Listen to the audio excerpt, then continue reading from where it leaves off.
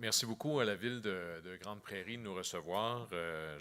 Et félicitations à tous ceux qui ont participé au spectacle hier soir. J'ai été très, très, très impressionné. Ce que je voulais faire avec vous, puis d'abord quelques mots sur moi. Merci beaucoup pour la présentation en passant, la biographie, presque tout est vrai. Et ce que je voulais faire avec vous, d'abord, c'est de vous dire d'où je viens, effectivement. Donc, Saguenay-Lac-Saint-Jean, c'est la chose qui m'anime le plus. J'ai passé environ la moitié de ma vie adulte à l'étranger, principalement en Europe, ensuite au Népal, aux États-Unis, ensuite comme observateur électoral international. Nommez-moi un pays où ça brasse, j'y ai travaillé. Et après ça, pendant une dizaine d'années, à couvrir dans les médias, notamment avec Radio-Canada, la politique américaine, à peu près tout le régime Obama, et j'ai arrêté. Et vous voyez ce qui arrive depuis que je m'en occupe plus. Et, et fondamentalement, je me sens un peu responsable. Et, et par la suite, à travers mon sacerdoce à la Ville de Montréal et les affaires municipales, je suis arrivé sur le thème de l'économie collaborative, dont, je vous avoue, j'avais jamais entendu ces deux mots-là dans la même phrase avant de m'intéresser à ça. Mais c'est là que j'ai découvert quelque chose d'extraordinairement fascinant parce que ça touche à tout. Et vous allez voir que c'est un géant envahissant et c'est ce que je veux discuter avec vous aujourd'hui. Et pendant qu'on va être ensemble, ce que je vous propose, si ça vous convient, c'est vous pouvez intervenir au fur et à mesure. Hein. Si j'ai la réponse, je vais vous la donner. Si je pense que nous allons parler de ça dans quelques minutes, je vais vous le dire. Et si j'ai aucune idée de la réponse, eh bien, comme j'ai déjà été conseiller municipal, je l'inventerai, si ça vous va. Alors, d'abord, sur l'économie collaborative, avant d'aller plus loin, j'aimerais vous présenter un portrait général, trois choses. D'abord, quelle est sa taille, quelle est sa vitesse de croissance et quelle est son ampleur, pour savoir exactement, avant de savoir de quoi on parle, quel serait le carré de sable qui serait autour de ça. Et je vais commencer par ça, qui est Airbnb et Uber, qui sont souvent les deux noms les plus connus par rapport à l'économie collaborative.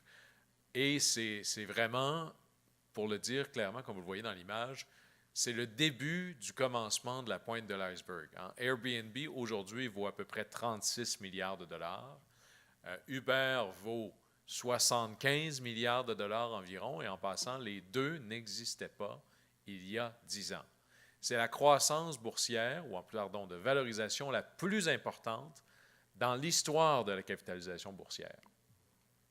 Et pour autant qu'ils sont énormes, pour autant qu'ils animent la controverse, pour autant qu'ils sont présents à travers le monde, pour autant que les minutes à la radio, dans les médias, à la télévision, dans les journaux prennent de la place, ce n'est véritablement que le début de la pointe de l'iceberg lorsque l'on parle d'économie collaborative avec ces deux joueurs-là. Donc, voici pour la taille. Maintenant, la vitesse de, la vitesse de croissance qui est, et ça, il y a peu de chiffres clairs sur exactement c'est gros comment l'économie collaborative. Il y a PricewaterhouseCoopers qui a fait cette étude en 2013, donc maintenant avant hier, une projection sur 2025, après-demain, sur ces gros comment ça, si on avait à diviser l'économie collaborative d'un côté par rapport à l'économie dite traditionnelle. Et pour le comprendre, ce que vous voyez à gauche, c'est le secteur de l'économie dite collaborative. Et ce que vous voyez à droite, donc en plus foncé, c'est l'économie traditionnelle. Et vous voyez donc en 2013, une très, très petite portion de ça est pour l'économie collaborative. Alors, pour le faire simplement, un lit Airbnb serait à gauche et un lit d'hôtel traditionnel, comme le Pomeroy, serait à droite. Alors, quand vous voyez ces deux choses-là, si je vous posais la question, vous êtes, demain matin, je vous nomme membre du conseil d'administration du Pomeroy, ici à Grande Prairie, ou du Hilton, ou de Ramadan, ou une chaîne hôtelière de votre choix. Je vous montre ce graphique-là et je vous pose la question. Est-ce que ceci est une bonne nouvelle pour vous? Alors, levez la main ceux qui pensent que c'est une bonne nouvelle. Levez la main ceux qui pensent que c'est une mauvaise nouvelle. Levez la main ceux qui n'ont pas compris la question. C'est une... Bien sûr, le classique, c'est de dire c'est une très mauvaise nouvelle. Hein. Vous voyez, hein, je suis parti de 5 % de la tarte à peu près. Pardon, dans le traditionnel, j'avais 95 % de la tarte et moins d'une génération plus tard, je me retrouve relégué à 50 % de la tarte. C'est une catastrophe absolument terrible. Et c'est le premier réflexe que vont avoir l'ensemble des acteurs. Par contre, si je vous regarde ça de plus près, vous allez voir que c'est une très, très bonne nouvelle. Parce qu'effectivement, en pourcentage, votre proportion diminue de manière très importante. Mais dans les faits, la taille de la tarte augmente de manière très, très, très importante. Regardez, votre 95% de la tarte en 2013 était 240 milliards, mais 50% de la tarte, un peu plus que 10 ans plus tard, c'est 335 milliards. Et voici d'abord une lecture contre-intuitive de l'avènement de l'économie collaborative qui nous permet d'affirmer qu'un lit Airbnb, HomeAway, il y en a plein des compagnies, là, si je les nomme, c'est pour les exemples, c'est comme Frigidaire ou Kleenex, ne vient pas remplacer, tuer, effacer ipso facto un lit d'hôtel. Une course en Uber, en Lyft, en Didi, en Ola, ne vient pas remplacer ou faire diminuer d'autant une course en taxi. C'est la tarte qui devient plus grosse. Et là, ça, c'est un positionnement qui transforme la manière dont je vois l'économie collaborative et ses réelles conséquences. Alors, on a vu la taille, on a vu la vitesse de croissance. Maintenant, je vais vous parler de l'ampleur. C'est-à-dire, où est-ce qu'on retrouve cette fameuse économie collaborative? Quels sont les secteurs dans lesquels ça se passe? Et ça, c'est en 2014, en mai 2014. Plusieurs chercheurs, j'en connais plusieurs, se sont mis ensemble et ont dit, d'accord, essayons de tracer là, une frontière, une clôture autour de voici le terrain de jeu de l'économie collaborative. Et au meilleur de leur connaissance, ils sont arrivés à la conclusion que voilà 6 secteurs où on retrouve les présences des pratiques collaboratives. Alors, l'espace, l'argent, les biens, la nourriture, les services et le transport. Et il y a quelque chose de rassurant de savoir que voici la délimitation dans laquelle on retrouve l'avènement des pratiques collaboratives. Le seul hic par rapport à ça, c'est que voici la lecture en mai 2014.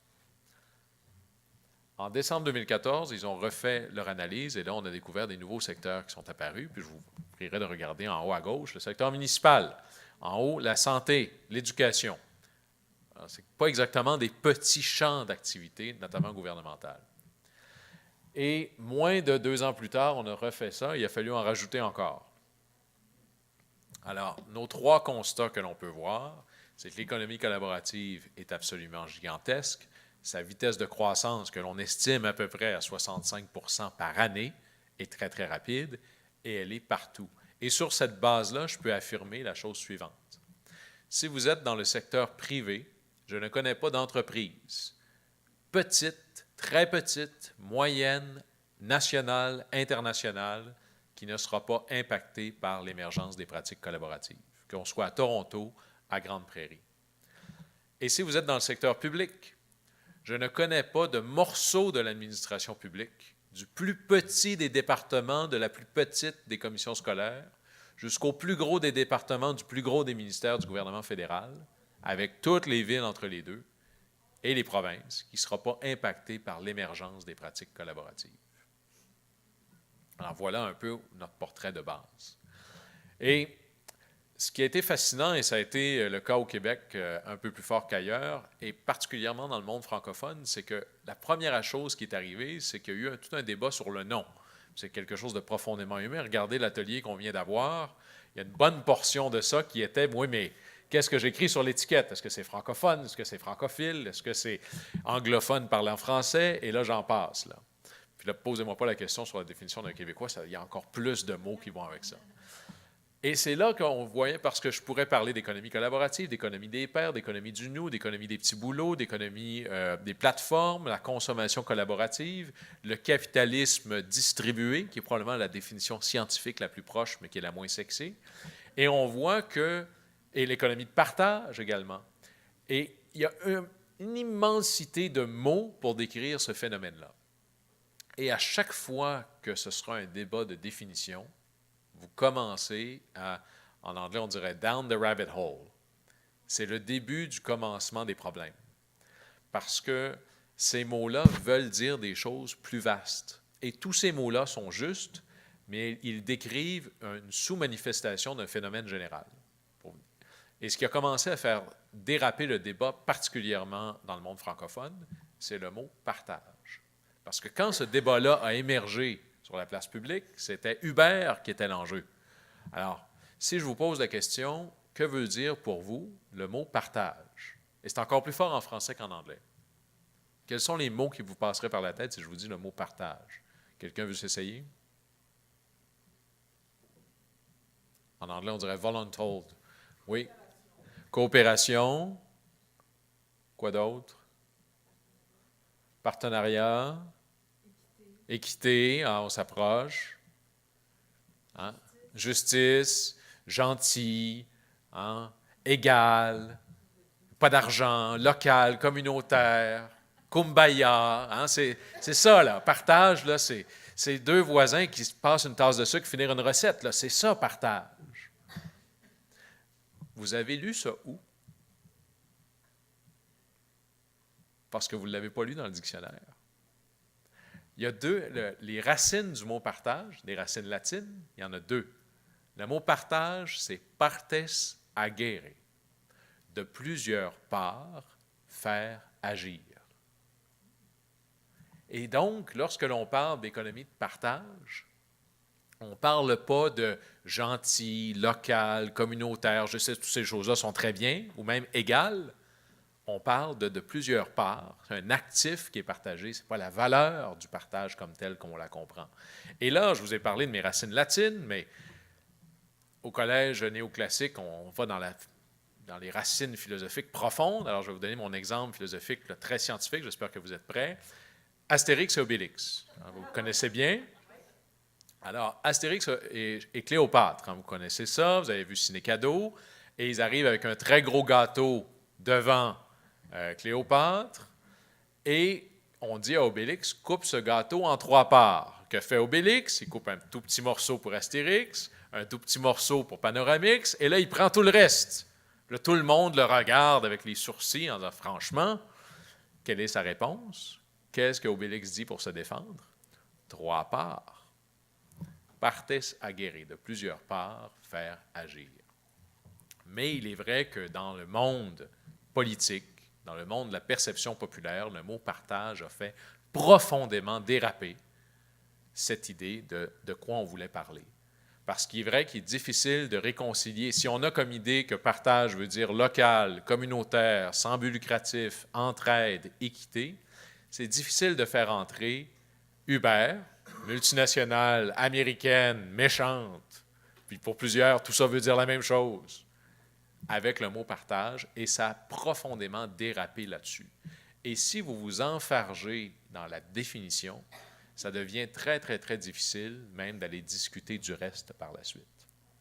Alors, un des avantages que l'on a, et c'est là où, d'ailleurs, tant en anglais qu'en français, très rapidement, vous savez, c'est un champ d'études qui est très court, hein, l'économie collaborative comme on la connaît aujourd'hui.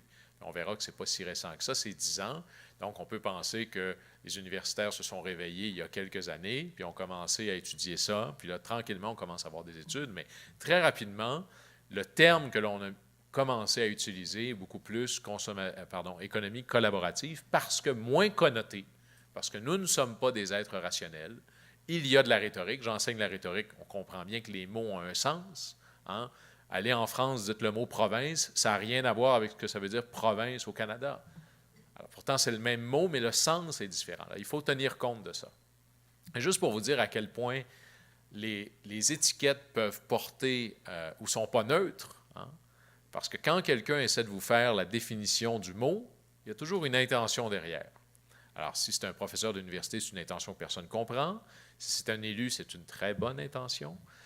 Mais fondamentalement, je vais vous donner un exemple. Pour payer mes études, quand j'étais au collège, je travaillais dans une épicerie. Et ça fait quelques années, c'était l'époque où le cholestérol avait très mauvaise presse. Aujourd'hui, ils ne nous en parlent plus, ça doit être rendu bon pour la santé. Et nous vendions des carottes. Et les carottes étaient dans un sac. Et qu'est-ce qui était écrit sur le sac? Sans cholestérol, exactement. Alors, évidemment, il n'y a pas beaucoup de cholestérol dans les carottes, mais on comprend bien que ça faisait vendre. Et ça marchait. Ça marchait.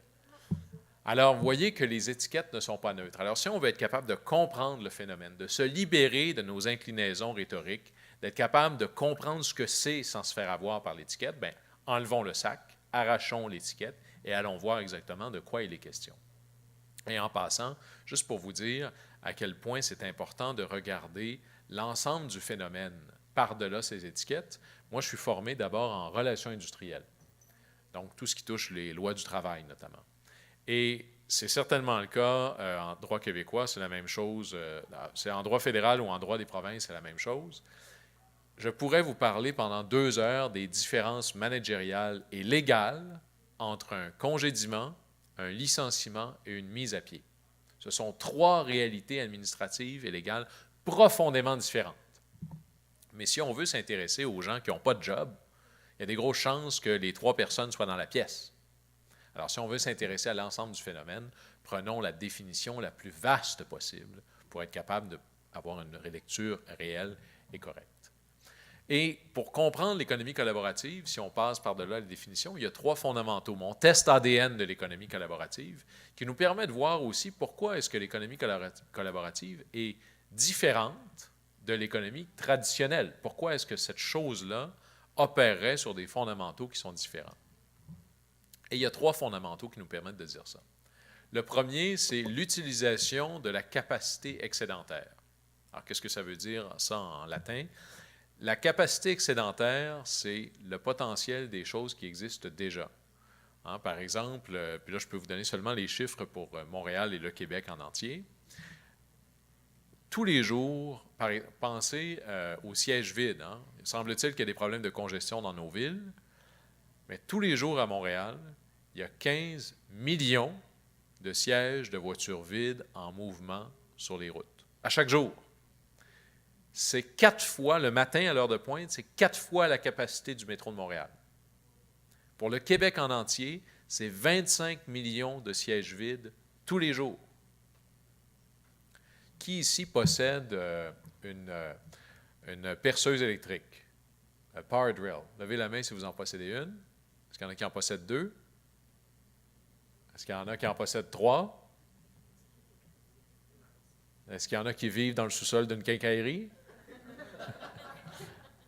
Je vois monsieur qui en a 3. Alors, puisque vous êtes des experts des perceuses, vous pensez que dans sa vie de perceuse, vous ne saviez pas que vous aviez une relation avec votre perceuse, hein, mais du moment où vous l'avez achetée, que vous l'avez trouvée, que vous l'avez reçue en cadeau, que vous l'avez ramassée parce qu'elle est tombée du camion, jusque des années plus tard, vous en débarrassiez, vous la donniez, vous la jetiez. Donc, sur un très, très grand nombre d'années, vous pensez que cette perceuse-là a fait du bruit, donc elle tournait. Combien de temps?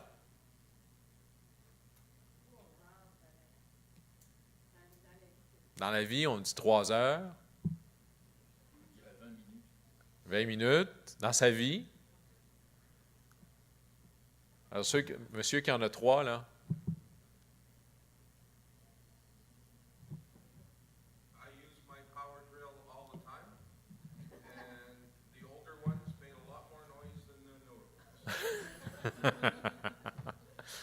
Moi, je m'intéresse sur le nombre de secondes ou d'heures ou de jours qui font du bruit. Le niveau de bruit, là, c'est une autre conférence. Je vous laisse ça. La réponse, si vous la voulez, la réponse, c'est dans sa vie de perceuse, c'est entre 8 et 20 minutes. Alors, monsieur, vous étiez bon. 8 et 20 minutes. Puis là, j'aimerais ça qu'on fasse un pas de côté juste pour prendre conscience de l'empreinte écologique que représentent ces 8 à 20 minutes-là. Pour faire une perceuse, de l'extraction du minerai de fer, à l'extraction du minerai de cuivre, à l'extraction du pétrole, probablement d'ici, au raffinage de ces matériaux-là, à la manufacture des pièces, à l'assemblage, au transport, à l'emballage, à la distribution, tout ça pour produire 8 à 20 minutes. Levez la main ceux qui possèdent une voiture. Tout le monde, évidemment. Vous savez que c'est le 2e achat le plus important dans votre vie, hein, après la maison. Pour les familles canadiennes, là, c'est le 2e achat.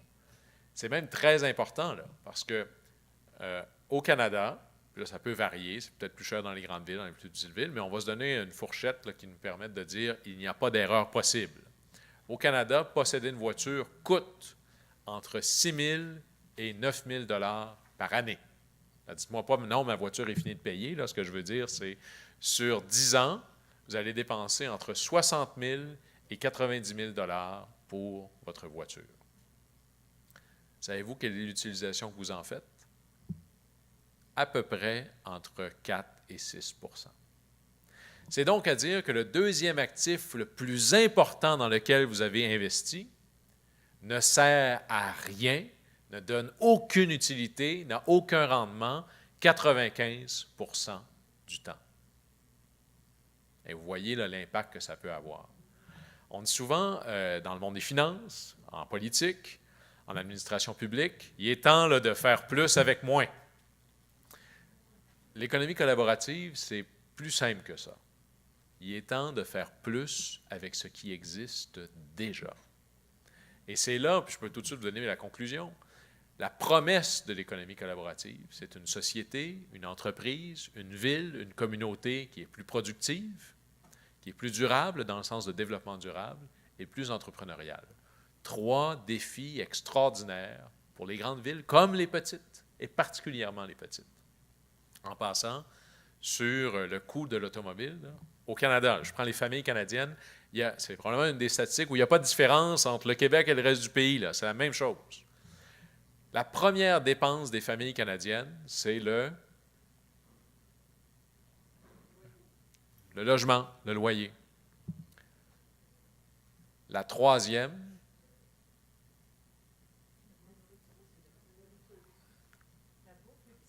c'est la nourriture. La deuxième, c'est le transport. Au Canada, les familles canadiennes dépensent plus pour se transporter que pour se nourrir. Et on a un potentiel qu'on peut maximiser qui viendrait faire baisser le coût dans le portefeuille des Canadiens. Et ça a un impact réel sur des communautés grandes comme les petites. Et en passant, je ne suis pas juste né au Saguenay-Lac-Saint-Jean. Non seulement je viens du peuple choisi, mais j'ai grandi route rurale numéro 4. Et quand la route rurale a un numéro, c'est très, très, très rural. Alors moi, Grande Prairie, là, c'est une grande ville. Là. Moi, je viens de Petite Prairie. Et je mentionne ça parce que c'est une erreur de penser l'économie collaborative, c'est une affaire de grande ville. C'est d'abord, puis vous allez voir comment ça va émerger, une affaire de petites communautés.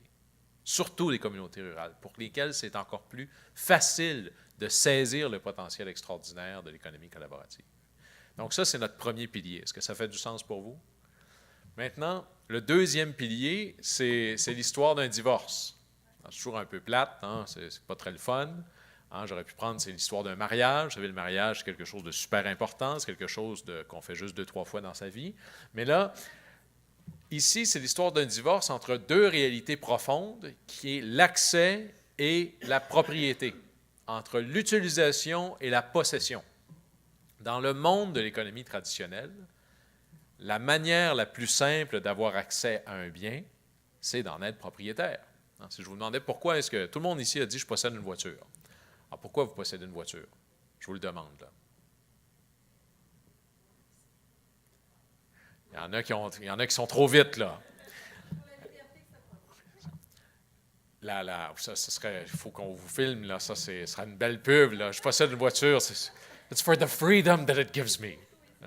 Alors, il y a un peu de ça, mais fondamentalement, il y a 2 grandes raisons. La première, c'est aller du point A au point B, mais ce ne serait pas suffisant.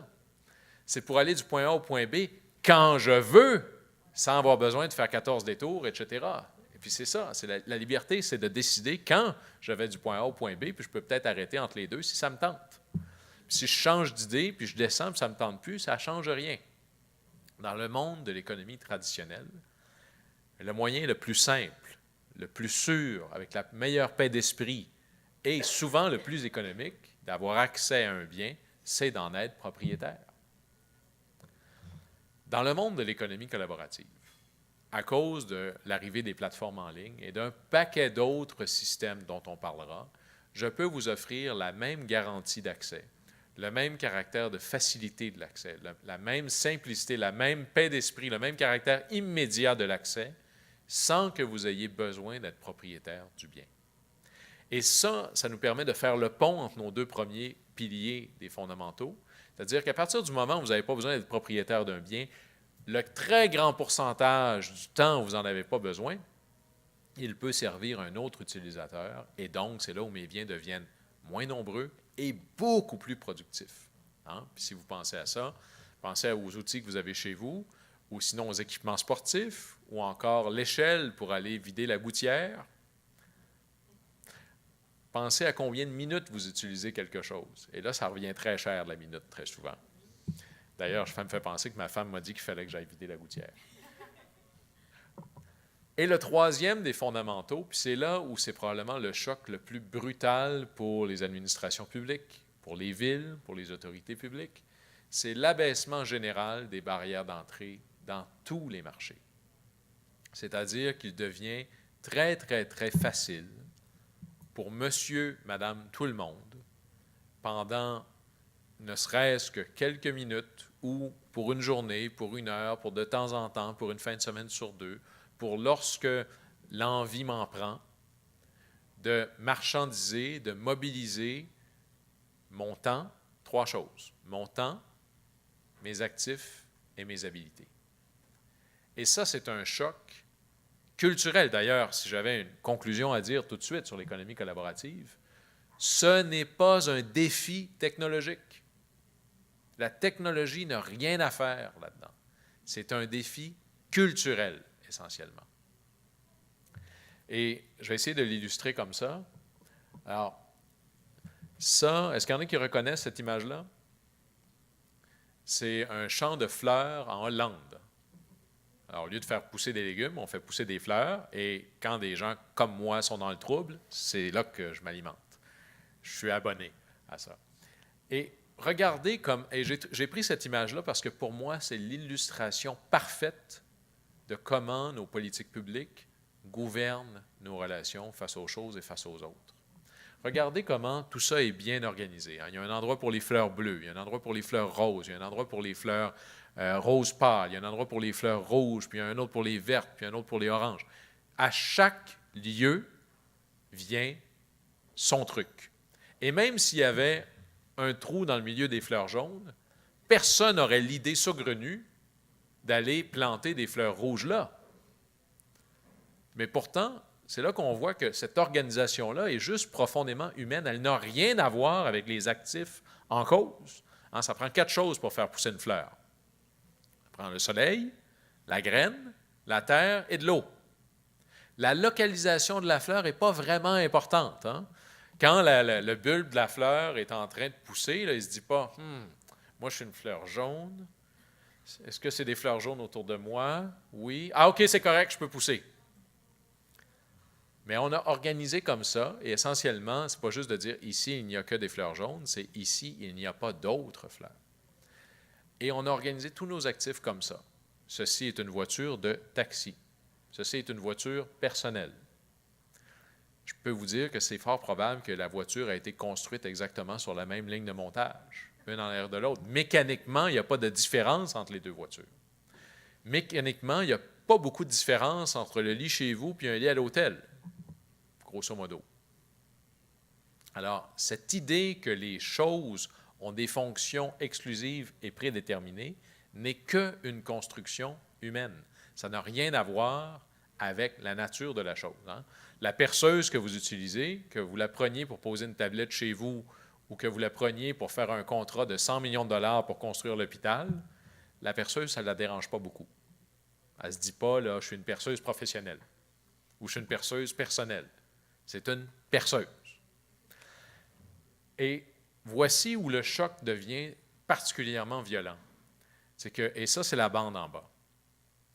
L'ensemble de nos politiques publiques et de la culture qui les gouverne, c'est basé sur une certaine idée de ce qu'on appelle la ségrégation des fonctions. Les chaises ici sont des chaises commerciales. Et je ne sais pas si vous avez vu, elles vous soutiennent profondément différemment d'une chaise chez vous, là. Mais non. Mais là, on a décidé qu'il y aurait une fonction associée à ça. Et dans l'économie traditionnelle, il y a un mur de Chine entre les fonctions, les biens, les lieux et même les espaces à vocation professionnelle et les biens, les lieux et même les espaces à vocation personnelle. C'est ce qu'on appelle la ségrégation des fonctions. Dans le monde de l'économie collaborative, ce mur de Chine s'amenuise, se rapetisse, et à la fin, c'est un trait de craie par terre, et à la fin, il n'y a presque même plus rien. Ce qui fait que, exemple, je suis dans ma voiture et je m'en vais travailler, c'est une voiture personnelle. Je pèse sur un bouton, j'embarque quelqu'un, ça devient une voiture professionnelle. Il débarque 3 minutes après, ça redevient une vocation personnelle. Et vous voyez qu'on passe de l'un à l'autre sans arrêt. Et ce genre de flexibilité-là, on le sait, c'est la nature évidente des lois et règlements qui nous gouvernent. Pas du tout. Alors, vous voyez comment ce choc-là est un choc culturel sur la manière dont on a organisé, la manière dont on rend des services. Mais c'est à la fois quelque chose qui vient libérer un paquet de possibilités et de potentiel. L'exemple le plus évident, et puisqu'on a beaucoup de gens du monde municipal, c'est le zonage. L'expression la plus forte de ce qu'est la ségrégation des fonctions, c'est le zonage. Et le zonage, c'est le Jean 3,16 de l'autorité municipale. C'est de dire, ici, il y a combien de sortes de zonage? Il y en a à peu près 4. Il m'en manque toujours un ou deux. Commercial, industriel, résidentiel et, pas conventionnel, institutionnel. Puis là, je ne mets pas d'agricole là-dedans. Là. Essentiellement, c'est ça. Et qu'est-ce que le zonage? C'est de déterminer en amont qu'ici, il y aura une fonction unique, exclusive et prédéterminée qui sera commerciale ou qui sera résidentielle ou autre. Et oui, ça change un zonage, mais c'est, en anglais, on dirait un tall order. Il faut que tu ailles au conseil, etc. Ce n'est pas fait, on ne veut pas des zonages qui bougent tout le temps. Mais l'économie collaborative ne respecte pas ça, elle n'est pas construite là-dessus. Alors voici, par exemple, ça c'est le quartier Rosemont à Montréal, la petite Italie, mais j'aurais pu prendre n'importe quelle de vos villes et on aurait quelque chose qui ressemblerait à ça. Voici comment le commun des mortels, un citoyen, voit sa ville. Quelle erreur! On voit. Ceux qui travaillent dans le monde municipal savent que ce n'est pas comme ça qu'on regarde la ville. La ville, on la regarde comme ça. Voyez-vous, je me sens déjà mieux. Là, je vais agrandir la portion à gauche, qui est exactement la même section, et voici comment nous organisons la ville. Chaque pied carré de l'espace public et privé se voit attribuer une fonction unique, exclusive et prédéterminée. Alors, voici le problème que ça peut causer. Par exemple, les stationnements, qui est une chose magnifique. Si vous avez, et je regardais quand je suis arrivé en avion à Grande Prairie, c'est des bungalows essentiellement, et devant chaque maison, qu'est-ce qu'il y a? Il y a une entrée de cour, il y a un driveway. Ce driveway-là, est-ce que quelqu'un pourrait le louer? Imaginons que je suis à côté de l'hôpital. Vous pouvez le louer, vous? Qui dit oui? Prenez leur nom, là, ce sont de dangereux criminels. Si vous louez ça, ça veut dire que vous avez une activité commerciale sur du résidentiel. C'est très, très grave. Très grave. Et là, imaginez, il y a des applications, on connaît tous Airbnb. Alors, imaginez le Airbnb de l'espace du stationnement. Alors, il y a des applications qui font ça maintenant, sauf que c'est essentiellement de commercialiser pendant un court moment de la journée, c'est-à-dire quand je ne suis pas là, un espace résidentiel. C'est contraire à ma réglementation. Je ne dis pas est-ce que c'est une bonne chose ou une mauvaise chose, c'est plutôt une bonne chose, mais tant que vous n'avez pas un règlement pour le faire, ça ne marche pas. Et à date, il y a une place au Canada où c'est intégré dans la réglementation, c'est à Rosemont. Il y avait un jeune conseiller municipal brillant là-bas à l'époque. Et même chose pour l'entreposage. Oui, madame. Là aussi, parce que quand on va dans les matchs de hockey, des affaires de même, on peut louer des Où ça? stationnements à Edmonton. À Edmonton, bon, excellent pour Edmonton. Alors, ils sont la deuxième, c'est très bien. Mais il y a beaucoup d'autres villes, là. C'est ça, mais il faut le mettre dans la réglementation.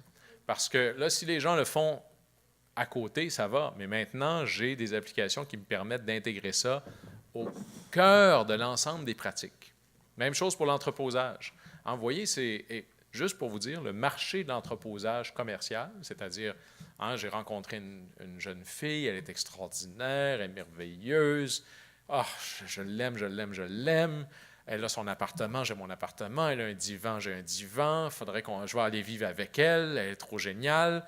Je sais que c'est la femme de ma vie, mais juste au cas où, je vais entreposer mes meubles. Alors, si je veux les entreposer, bien, habituellement, ça va être dans un entrepôt commercial, souvent. Et ce marché-là, en passant, c'est 38 milliards de dollars par année en Amérique du Nord. C'est énorme. Pourtant, un lieu d'entreposage, à sa plus simple expression, c'est un pied cube, qui peut être dans le garage, dans la remise, dans le sous-sol, dans une pièce que je n'ai pas besoin. Et des pieds cubes, tout le monde en a. Et ils sont proches. Ça peut être le voisin d'en face, deux voisins plus loin. Donc, je peux, en mobilisant la capacité excédentaire d'entreposage dans ma communauté, éviter de construire en plus des choses qui vont n'en servir qu'à ça et mobiliser l'espace qui est déjà là. Faire plus avec ce qui existe déjà. Mais encore là, ce serait du commercial sur du résidentiel. C'est un enjeu. Ou même mieux, j'ai 2 PME, une qui fonctionne surtout l'hiver et une qui fonctionne surtout l'été. Par exemple, imaginez une saison touristique versus une saison industrielle. Lui, bien, il a son stock à certains moments de l'année, il a besoin de plus de capacité d'entreposage versus l'autre que son entrepôt est à peu près vide pendant ces mois-là. Comment je fais pour maximiser le potentiel entre les deux? Ça, c'est de l'économie collaborative. Mais pour ça, il faut que ma réglementation le permette. Même chose pour les terrains cultivables. Hein, la carotte, quand elle pousse, elle ne se dit pas « je suis dans un jardin communautaire » versus « je suis dans la cour arrière de chez quelqu'un ». Mais si vous donnez en fait, le problème, c'est toujours la même chose. Si je paie votre terrain pour vous me louez votre cour arrière pour $1 pour l'été, c'est du commerce. Si je vous donne une partie de ma récolte, c'est du commerce. Hein, la rétribution est en dollars ou en épinards. Alors, comment est-ce que je fais pour réviser ma réglementation pour que ce soit possible? Parce que j'imagine que la dernière chose que l'on veut, c'est abolir complètement notre zonage ou refaire le plan de zonage. Ça, c'est 10-15 ans, on n'a pas ce temps-là. Alors, comment est-ce que je fais pour le faire correctement, pour le faire intelligemment? Et je vous ai dit qu'il y avait 3 fondamentaux pour l'économie collaborative. Bien, je vous ai un peu menti. En fait, je ne vous ai pas menti. Je suis un ancien élu, je ne ferai jamais ça. Mais je ne vous ai pas dit toute la vérité. C'est pas faux, c'est incomplet. Et voici comment je m'en sors. Qui a lu les 3 mousquetaires ici? Qui sait de quoi je parle quand je parle des 3 mousquetaires? Bon. Alors, il était combien, les 3 mousquetaires? Il était 4. Alors, comme ça, vous allez savoir pour toujours. Combien y a-t-il de mousquetaires dans les 3 mousquetaires? 4. Combien y a-t-il de fondamentaux de l'économie collaborative dans les 3 fondamentaux? Qui a dit 5? Okay. 4. Et ça, c'est la chose qui est la plus importante et qui a complètement échappé aux décideurs publics, élus et non élus. C'est ce qu'on appelle le système de revue par les pairs. Alors, comment est-ce que ceux qui ont déjà utilisé... Qui ici a déjà utilisé un Airbnb ou un Uber? À peu près tout le monde. Et ça, c'est la chose qui a le plus transformé le contrôle de la qualité, et ça doit être intégré dans la réflexion sur qu'est-ce qu'on a besoin de réglementer. Hein, quand j'embarque dans un taxi, qu'il soit bon ou mauvais, la vérité, c'est que quand il vient me chercher, j'ai aucune idée si le chauffeur conduit bien, si la voiture va être propre, si je vais avoir l'impression d'être embarqué avec un pilote de Formule 1, ou s'il connaît bien la ville. Je ne le sais pas. À chaque fois que je commence une nouvelle transaction, mon risque est soit le pire chauffeur de la Terre ou le meilleur chauffeur de la Terre. Mais lui, quand il vient me chercher, il n'a aucune idée si je suis un bon ou un mauvais client. Peut-être que je vais être quelqu'un d'attentionné, qui va lui laisser un gros pourboire, etc. Puis peut-être que je vais être un gars qui a trop bu et qui va être malade sur le siège arrière. Alors, tous les fois que lui vient me chercher, il prend un risque et ça peut être la pire des expériences ou la meilleure. Et à chaque nouvelle relation, on recommence à zéro. Et là, bien, on a des systèmes pour essayer de contrôler, pour essayer d'empêcher les abus, mais c'est très, très lent, c'est pas réactif. Dans le système de revue entre les pairs, cette relation-là est complètement transformée. Lorsque quelqu'un vient me chercher, je vois sa cote. Il a, par exemple, je ne sais pas moi, 4,8 sur 5. Et lorsque je vais sortir de la voiture, je vais noter ma course. Et la plateforme, que ce soit Lyft, Uber, etc., il y a des variations entre les plateformes, mais fondamentalement, la plateforme dit, bien, moi, pour être sur ma plateforme, il faut que vous puissiez maintenir telle moyenne, sinon vous n'êtes plus sur ma plateforme. Et à l'inverse, quand je sors de la voiture, le chauffeur, que fait-il? il me donne une note à moi comme client, qui sera son jugement de lui comme chauffeur. Est-ce que j'ai été un client poli, gentil, correct, etc. Et là, je ne suis pas exclu de la plateforme. Mais là, le côté humain de la chose émerge.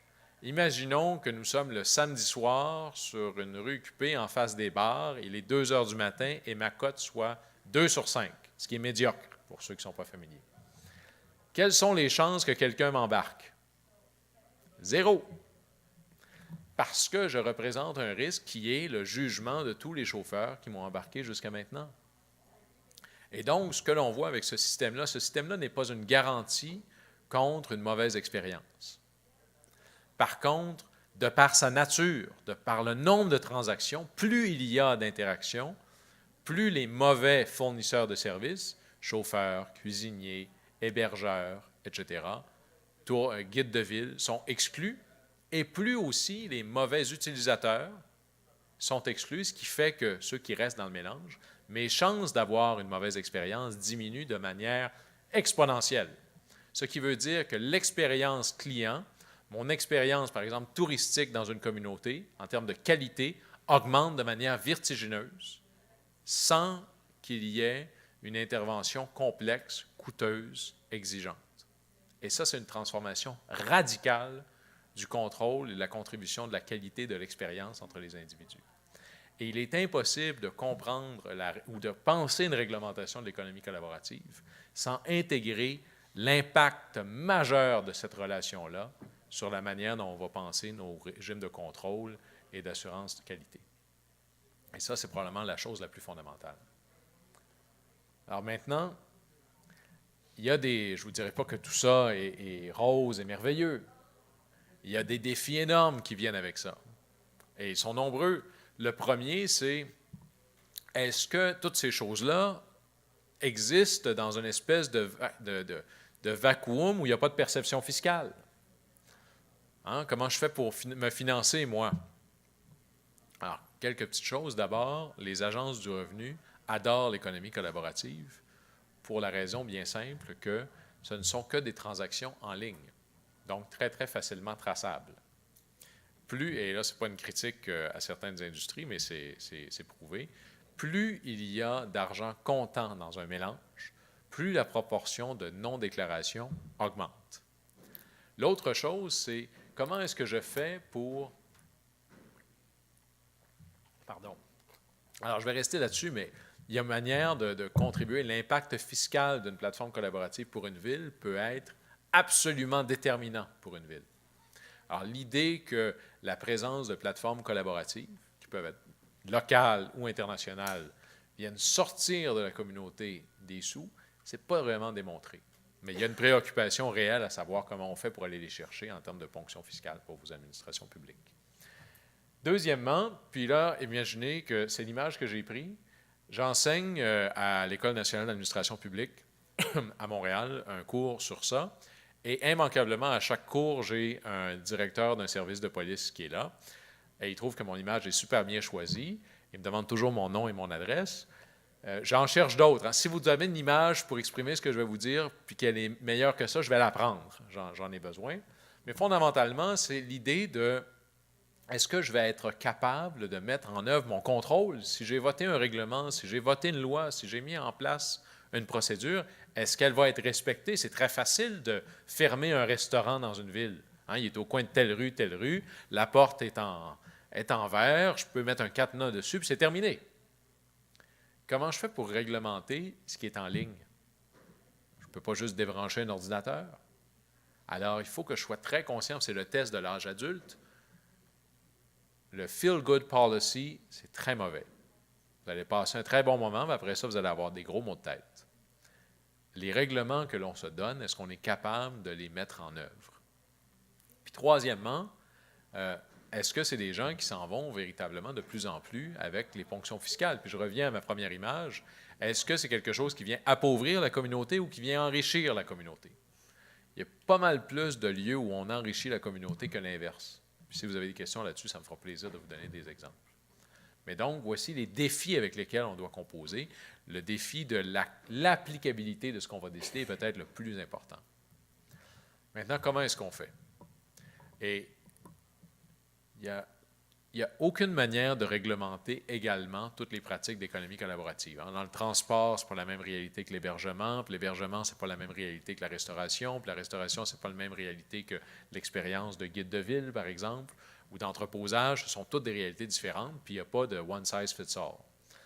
Sauf cette logique-là. Et ça, c'est une formule qui est très bonne, d'abord parce que c'est moi qui l'ai inventée, mais fondamentalement parce qu'elle dit tout. C'est le genre de formule que si vous mettez dans l'eau, elle gonfle.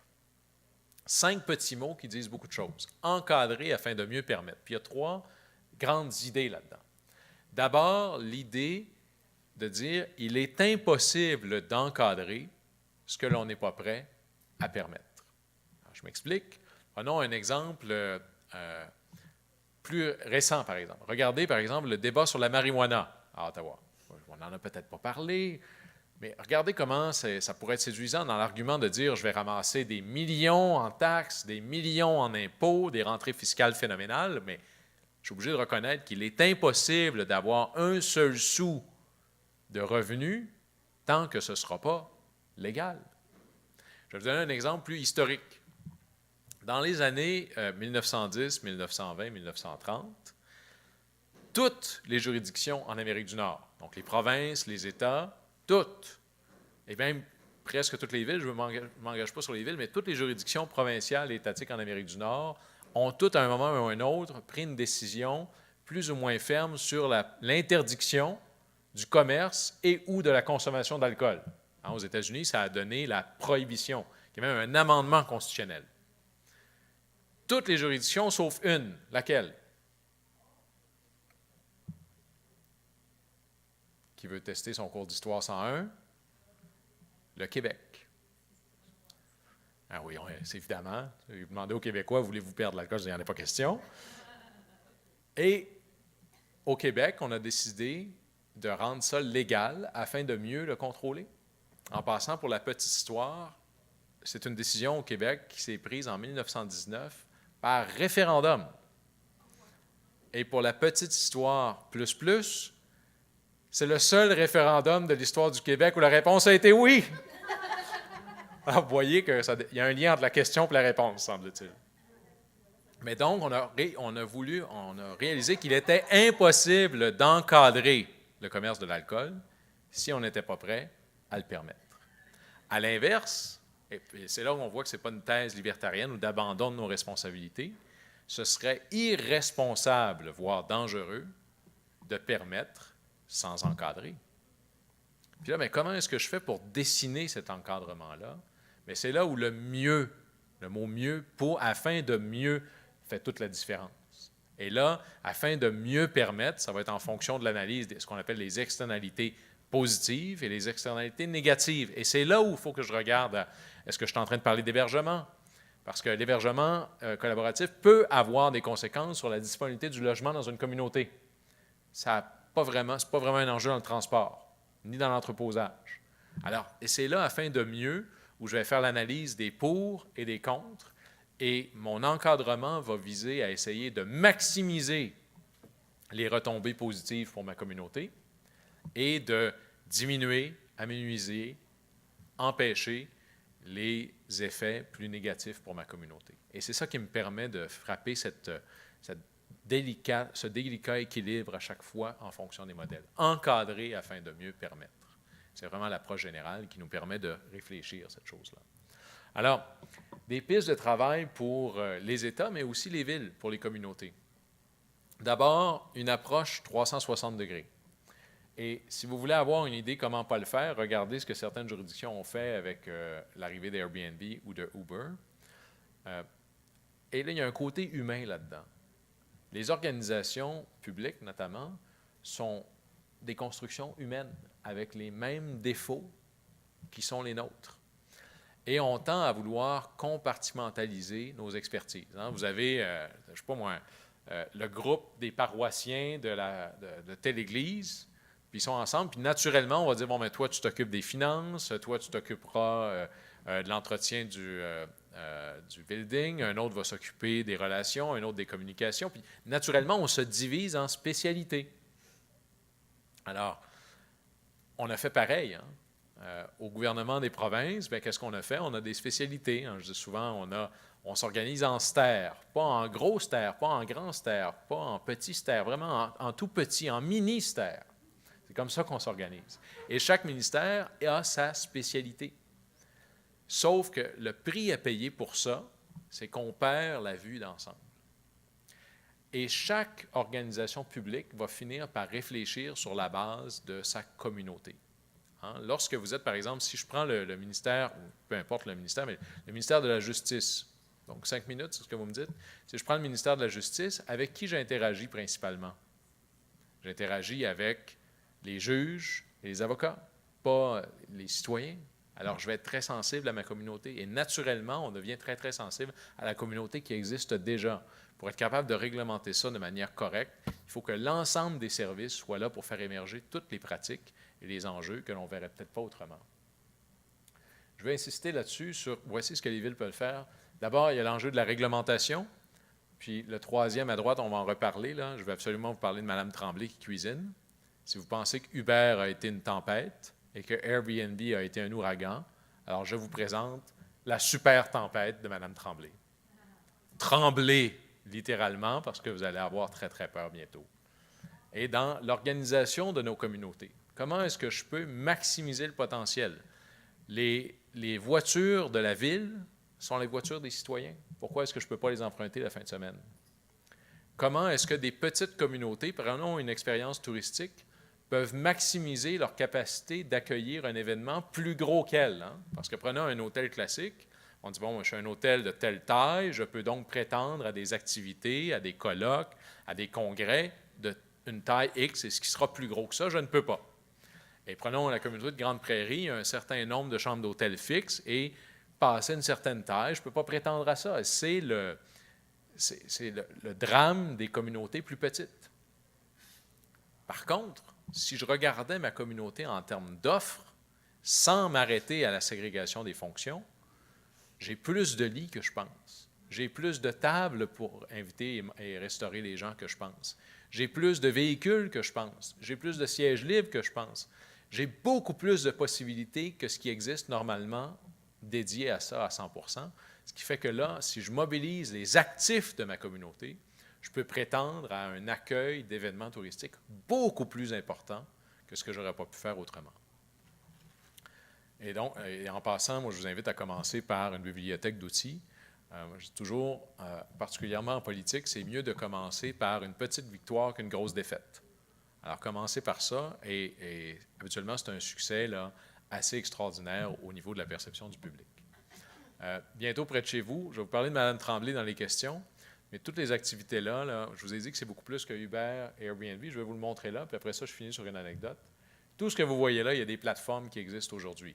Et plusieurs, là, pas juste des plateformes gigantesques venant de San Francisco qui offrent des services aux États-Unis et ailleurs, des plateformes locales, communautaires, qui offrent le partage de l'ensemble des actifs qui sont là. Et je veux terminer sur une anecdote qui va me prendre à peu près 1 minute et quart. Je vous ai dit que je venais de Route rurale numéro 4. Et là, c'est comme si je vous avais parlé de l'économie collaborative. Là, voici la révolution du futur. Là, voici où est-ce qu'on s'en va. Voici comment ça va se transformer. Voici qu'est-ce qui va être différent. Puis c'est imaginer le monde dans 20 ans. Et bizarrement, et c'est pour ça que j'ai créé le Collège néoclassique, c'est que les réponses du futur sont beaucoup souvent dans notre passé. Les fondamentaux de l'économie collaborative sont très, très similaires à ce qu'on a vécu il y a 20, 30, 40 ans, particulièrement dans les petites communautés. Je vous donne un exemple. Un jour, il y a eu une grosse tempête de vent sur le terrain que l'on avait, donc un grand terrain, puis à peu près une 50aine d'arbres qui ont été couchés, renversés, dessouchés, cassés, et donc il y avait énormément de travail là, pour un peu déboiser tout ça. Et mon père dit, bien écoute, dans 2 fins de semaine, c'est une fin de semaine de 3 jours, donc on va inviter la famille de la ville et on va faire ça comme une grande corvée familiale. À toute chose, malheur est bon. Et là, bien sûr, comme toute bonne famille de Route rurale numéro 4, on a une scie mécanique. Mais il y a tellement de travail, puis il y a tellement de monde qui va venir aider que ça en prendrait 2. Qu'est-ce que vous pensez qu'on va faire? On ne va pas aller en acheter une pour 3 jours. Il n'y a pas vraiment de lieu pour louer des outils à Route rurale numéro 4. Ça, c'est arrivé il y a à peu près 35 ans. Là. qu'est-ce que je vais faire, vous pensez? Qu'est-ce que mon père va faire? L'emprunter à un voisin, mais quel voisin? S'il me dit, Guillaume, prends ton vélo, pars le long de route rurale numéro 4 et trouve-moi un voisin qui a une scie mécanique qui peut nous la prêter pour cette fin de semaine-là, je vais être parti pour la semaine. J'ai de l'école lundi, moi. Où est-ce que je peux aller, il y a 35 ans, dans un petit village, pour parler à tout le monde? À l'église, sur le perron de l'église. Et le perron de l'église, technologiquement, économiquement et sociologiquement, ça a la même fonction que la plateforme en ligne aujourd'hui. C'est la même chose. Et là, sur le perron de l'église, je m'en souviens très bien, mon père me dit, « Guillaume, va voir M. Gilbert, qui est le cultivateur qui vit à peu près à un demi-mille de la maison. Je pense qu'il y a une scie mécanique. Va lui demander si on peut y emprunter. » Alors, je pars. Puis là, imaginez, je suis un petit bonhomme, là. Puis là, c'est spécial. Je m'en vais. Je dis, « Monsieur Gilbert, mon papa, il voudrait emprunter votre scie mécanique. S'il vous plaît, parce que ma mère m'a bien élevé. » Quelle est la première chose que M. Gilbert va me dire? Non. Non. Non. Pas, es-tu assez grand pour te servir de ça? Non. La première chose que M. Gilbert va me dire, c'est, t'es un petit à qui, toi? Whose little kid are you? Et t'es un petit à qui, toi? C'est la même chose 35 ans plus tard qu'il y a combien d'étoiles au bout de ton nom. Et c'est ta réputation qui fait que tu as facilement accès ou pas à ça. Et si on y remet, disons qu'on imagine, on lui a remis la scie mécanique brisée. On a fait comme si de rien n'était. Qu'est-ce qui va arriver dans le village? Tout le monde va le savoir. Et la prochaine fois qu'on voudra interagir dans la communauté, ce sera plus difficile, voire impossible. On appelle souvent l'économie collaborative l'économie des réputations. Et ça marchait dans les très petites localités, parce que tout le monde se connaît, puis ta réputation vient avec. Mais dans les ensembles plus grands, ou avec les inconnus qui viennent dans le village, ça ne marche plus. Et c'est là où les plateformes en ligne, pour savoir qu'est-ce qui est disponible, et les systèmes de revue entre les pairs, viennent apporter dans la modernité, dans les grands ensembles, le meilleur des valeurs rurales collaboratives. Et c'est ça qui fait que le potentiel de l'économie collaborative est tout à fait accessible, même dans les plus petites communautés, et qui peuvent transformer la manière d'être en relation avec ces communautés-là. Puis là, juste pour vous montrer à quel point ce n'est pas si récent, ça c'est un jeune conseiller municipal à Athènes. Alors, la richesse consiste bien plus dans l'usage que l'on fait des choses que dans leur possession. Ça ressemble beaucoup, il m'a copié, ça ressemble beaucoup à mon premier pilier de l'économie collaborative. Puis là, je vous laisse avec une dernière citation, Churchill, que j'aime beaucoup. Puis ça, c'est mon message pour les autorités publiques. Vous êtes pas mal mieux de prendre le changement par la main avant qu'il vous pogne à la gorge. Alors, je vous remercie beaucoup.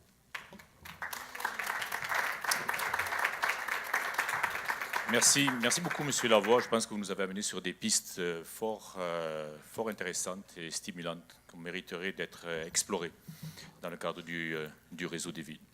Peut-être deux interventions rapides, si des gens dans le public en avaient. Oui, je vais prendre le micro pour l'interprétation. Bonjour. Pendant que vous parliez, j'ai cherché combien il y avait de francophones sur la planète. Ça dit 472 millions.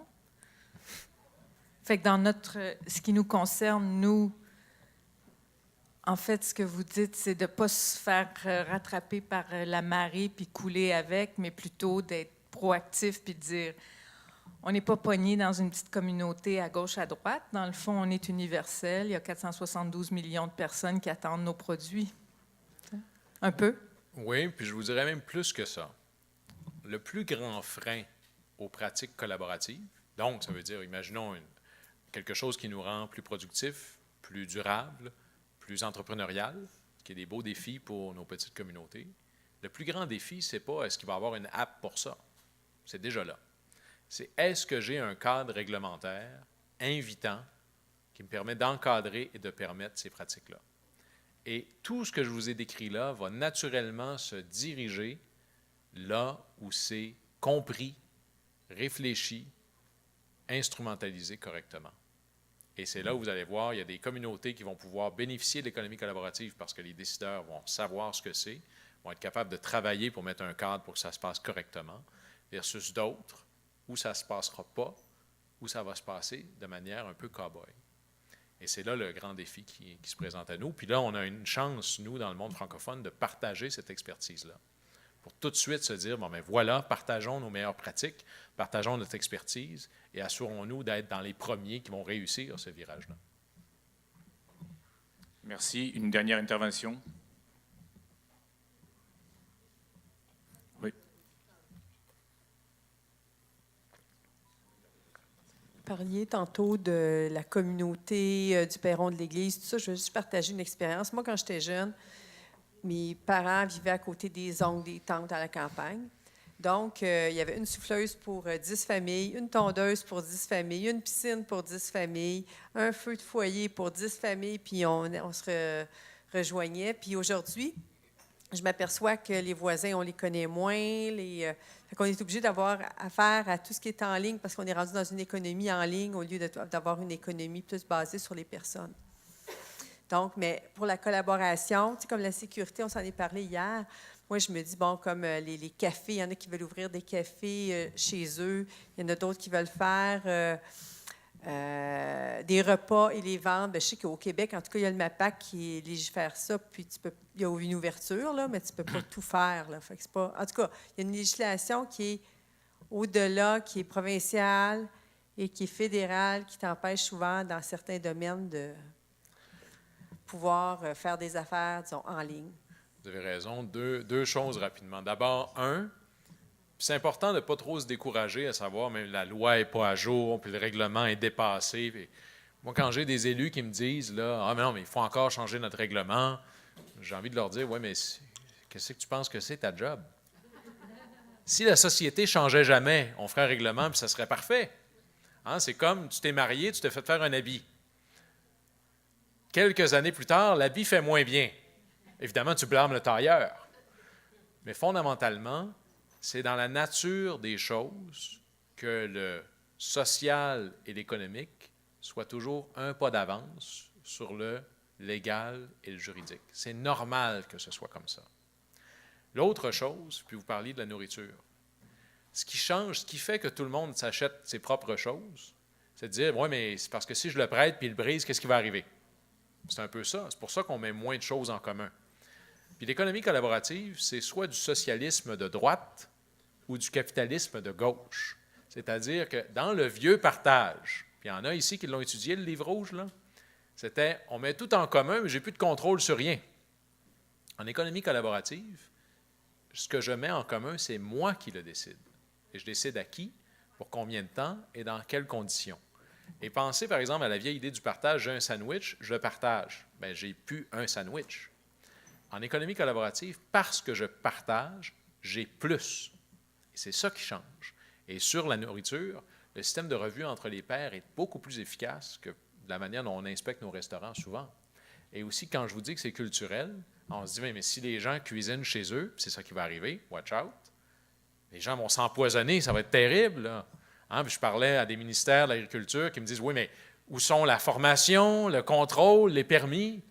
Là, je leur dis, écoutez, je ne veux pas dénoncer personne, mais moi, je connais quelqu'un, ma mère, qui, pendant plus de 15 ans, a nourri 3 grands garçons, 3 fois par jour, sans aucun permis et aucune formation. Que fait le gouvernement? Et c'est là qu'on se rend compte que certains de nos règlements sont beaucoup plus sur des patterns culturels que sur une réelle préoccupation de santé publique. Et c'est ça qui nous permet de réécrire nos règlements et nos lois sur la base de d'autres manières de contrôler ça. Merci beaucoup.